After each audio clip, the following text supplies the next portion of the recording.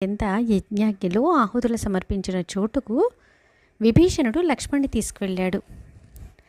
తన కర్మకాండను పూర్తి చేసుకునేందుకు కొద్దిసేపట్లోనే ఇంద్రజిత్ అక్కడికి వస్తాడని తెలిసిన విభీషణుడు లక్ష్మణుడిని అక్కడే వేచి ఉండమని, ఇంద్రజిత్ తిరిగి రాగానే వధించమని ఉద్బోధించాడు. లక్ష్మణుడు తన స్థానంలో నిలిచి ఉన్నాడు. ఎంతోసేపు కాకుండానే ఇంద్రజిత్తు రాని వచ్చాడు.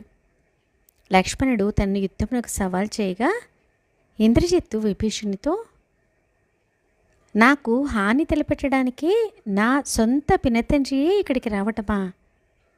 నేను నీ అగ్రజుడికి ప్రీతిపాత్రుడైన తనయుణ్ణి. నీ కుటుంబ సభ్యుల పట్ల నీకు ప్రేమానుభూతులు లేవా? నీవు సైతం రాక్షస వంశంలోనే జన్మించావు. నీ పుట్టుకకు నీవు గర్వించడం లేదా? బుద్ధి లేని మూర్ఖుడా, నీ సన్నిహిత బంధువుల్ని ఎలా మోసగిస్తున్నావో నీకు అర్థం కావడం లేదా?